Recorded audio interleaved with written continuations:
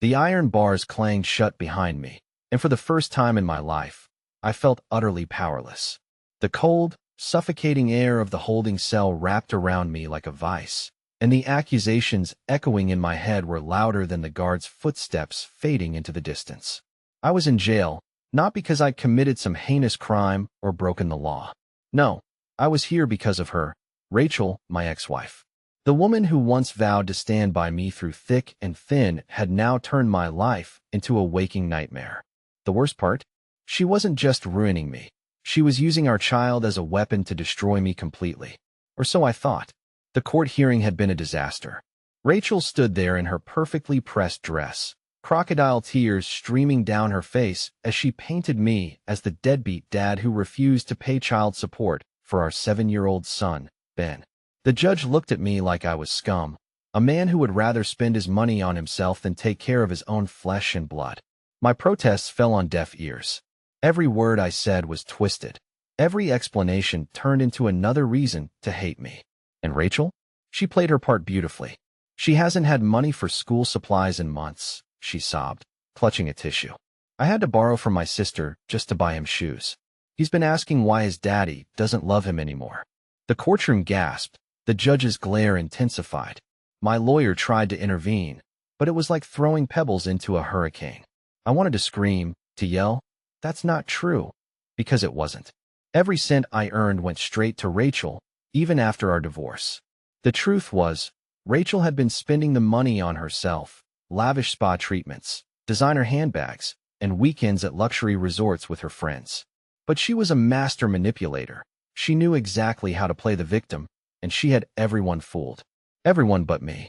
By the end of the hearing, the gavel slammed down, and my fate was sealed. 6 months in jail for unpaid child support. 6 months to think about how I'd let Rachel destroy me. 6 months to plot my revenge. But something about her testimony didn't sit right with me. The more I thought about it, the more I realized how little I actually knew about Ben.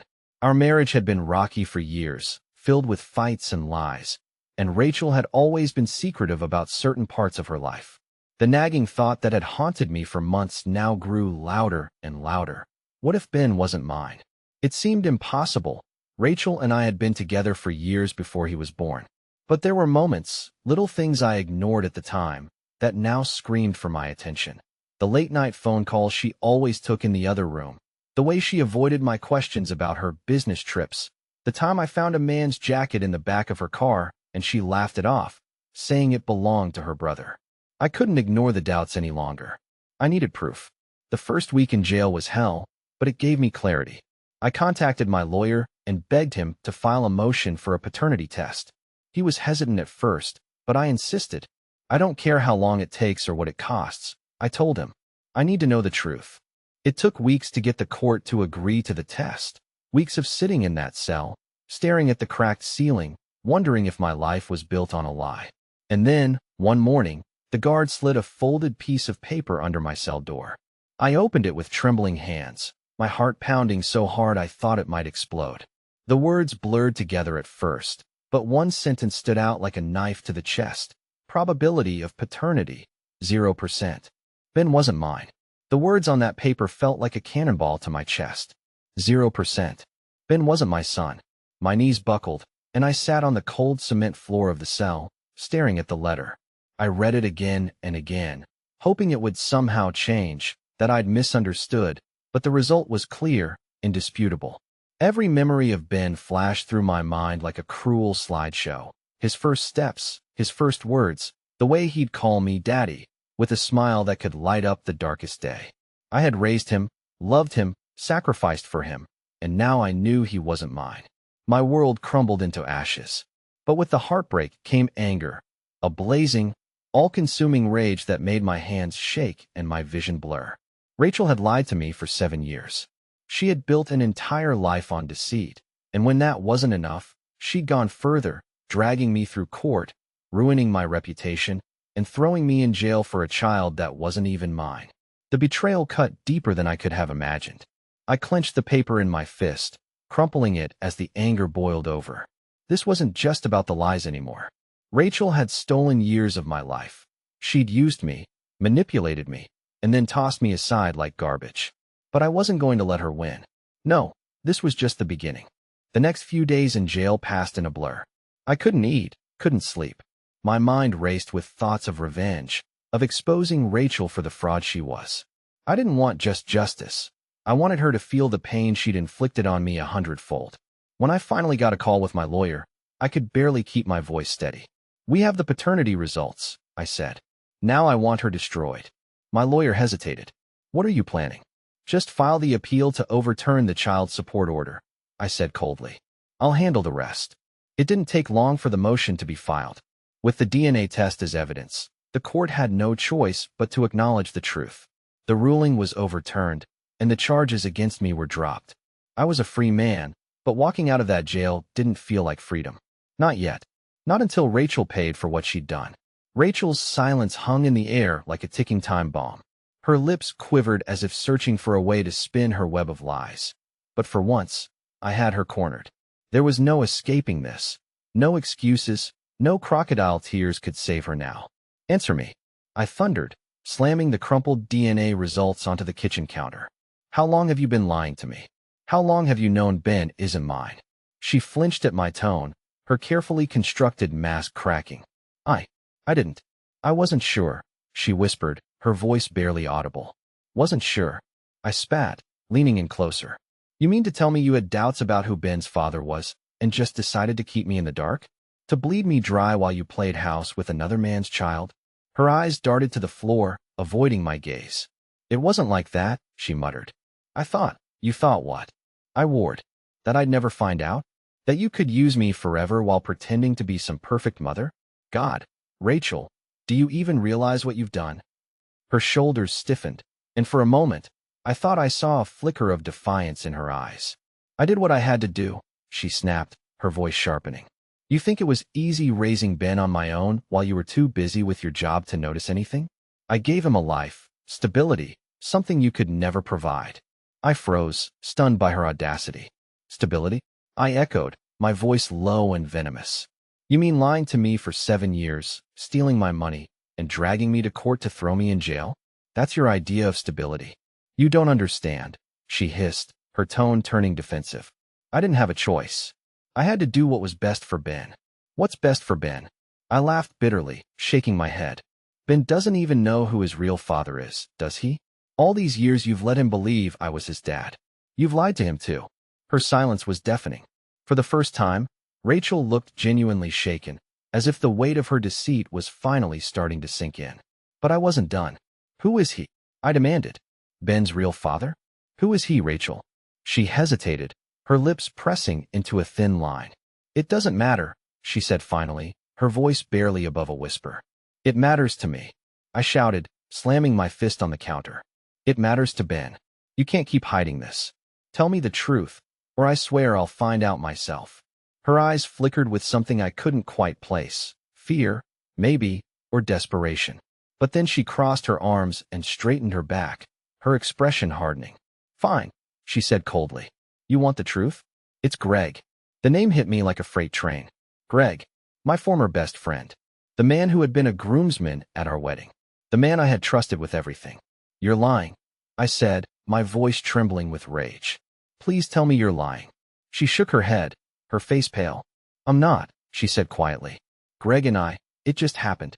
It was a mistake." "A mistake," I repeated, my fists clenching at my sides. "You call 7 years of lies a mistake?" Her eyes filled with tears, but I wasn't falling for it. Not this time. "It wasn't supposed to go this far," she sobbed. "I thought you'd leave, that we'd get divorced. But you stayed and I didn't know what to do." "Don't you dare try to make me the villain here," I said through gritted teeth. "This is on you, Rachel. You destroyed our marriage. You destroyed my life. And now you've destroyed any chance Ben had of growing up with the truth." She tried to reach for me, her voice trembling. "Please, you have to understand. I never meant to hurt you." I stepped back, glaring at her with all the hatred I could muster. "Don't touch me," I said, my voice cold as ice. "You don't get to play the victim anymore." Her hand dropped to her side, and for a moment, we just stood there, the weight of everything crashing down around us. But I wasn't done, not yet. "You've taken everything from me," I said, my voice steady but filled with venom. "But I'm taking it all back. You're going to pay for what you've done, Rachel. I promise you that. Before she could respond, I turned and walked out the door, slamming it behind me. The anger boiling inside me was a fire I couldn't extinguish, but it also gave me clarity. Rachel thought she could destroy me, but she was wrong. This wasn't the end of my story, it was just the beginning. I drove aimlessly for hours after storming out of Rachel's house. The revelation about Greg had thrown me into a spiral of anger and disbelief. He wasn't just my best friend, he was like a brother to me. We'd grown up together, shared every milestone, and even supported each other through our toughest moments. Now I knew that all those years of loyalty and trust had meant nothing to him. By the time I pulled into a quiet, empty parking lot, the sun had started to dip below the horizon. My hands gripped the steering wheel tightly as my mind raced with thoughts of what to do next. Rachel had taken everything from me, my trust, my freedom, and my sense of identity. But the fight wasn't over. If she thought I was going to slink away quietly, she was dead wrong. I took a deep breath and pulled out my phone. There was one thing Rachel hadn't counted on. Her lies weren't airtight. She thought she had buried the truth, but she'd underestimated me. I had something she didn't: resolve. I wouldn't stop until her world came crashing down, just like she'd done to mine. The next day, I started putting my plan into action. First, I needed to know the full extent of her betrayal. Who else had she lied to? Who else had been complicit in her web of deceit? I decided to start with Greg. If he thought he could stab me in the back and get away with it, he was in for a rude awakening. Finding him wasn't hard. Greg had a predictable routine: work at the construction firm during the day and drinks at his favorite bar after hours. I parked outside the bar that evening, watching as he walked in, laughing with a couple of his buddies. It sickened me to see him so carefree, as if he hadn't turned my life upside down. I waited until he was alone at the bar, nursing his drink. Then I walked in. The moment our eyes met, the smug smile on his face vanished. He looked like he'd seen a ghost. "Josh," he stammered, setting down his beer. "What are you doing here?" I didn't sit down. I didn't need to. The cold fury in my eyes was enough to pin him to his stool. "We need to talk," I said, my voice low and steady. His eyes darted around the room, looking for an escape. "Look, man, save it," I cut him off. "You've already said enough to Rachel, haven't you?" The color drained from his face. "I don't know what you're talking about." I leaned in, keeping my voice calm but dripping with venom. 7 years, Greg. 7 years of lies. Did you really think I wouldn't find out? He swallowed hard, his hands trembling slightly. "It wasn't supposed to happen like this," he muttered. "It was a mistake." "Don't you dare use that word." I snapped. "You didn't just make a mistake, Greg. You built an entire life on betrayal. You're worse than Rachel." His jaw tightened, and for a moment, I thought he might try to deny it. But then he sighed, slumping back in his chair. "I didn't mean to hurt you," he said quietly. "I swear, Josh, I didn't want this to happen." I laughed bitterly, shaking my head. "Didn't want it to happen? You slept with my wife, you fathered her child, and then you stood by and let me raise him as my own. You let me go to jail for child support, and you didn't want this to happen." He opened his mouth to speak, but I held up a hand. "No, I don't want your excuses. I want answers." "What do you want to know?" he asked, his voice barely above a whisper. I stared at him, my heart pounding in my chest. There were so many questions swirling in my mind, but one stood out above the rest. "Did you ever love her, or was she just some sick game to you?" Greg hesitated, his eyes filled with regret. "I loved her," he admitted, "but I didn't mean for it to go this far." "You thought you could keep it a secret forever?" I finished for him. "Well, guess what, Greg? The secret's out, and you're going to pay for what you've done." I turned and walked away before he could respond. My hands were shaking, but my resolve had never been stronger.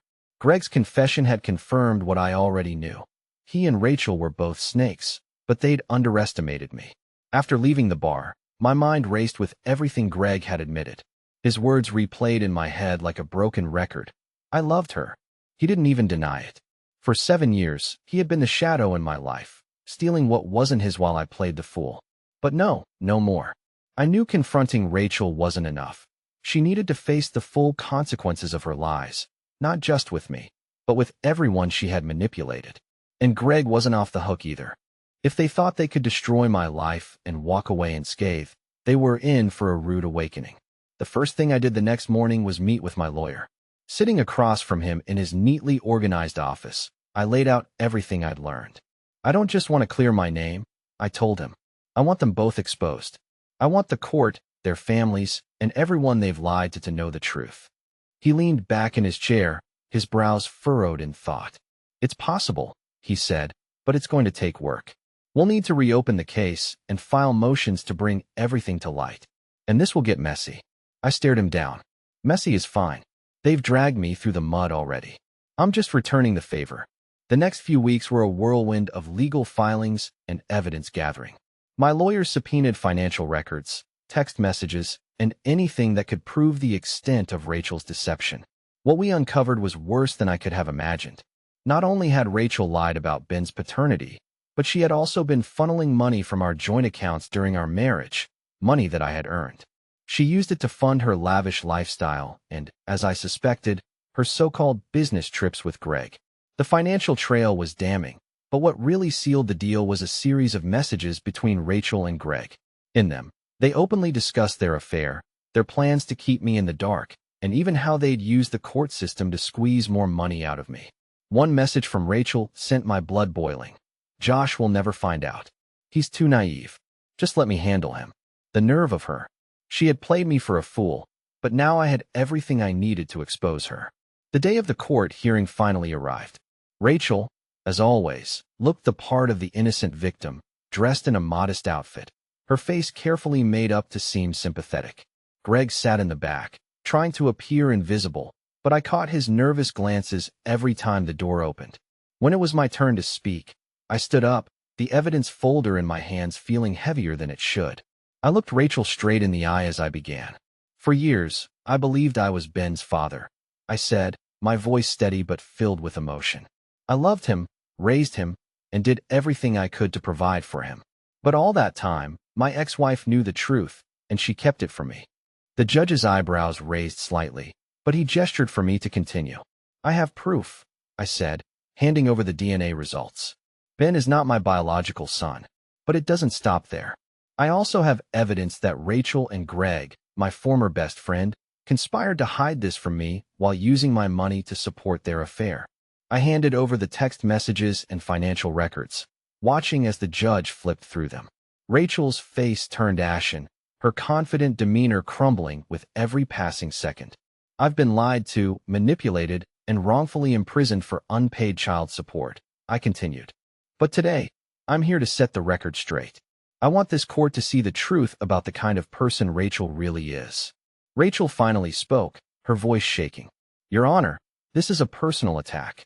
He's twisting the facts to make me look bad. The judge held up a hand to silence her.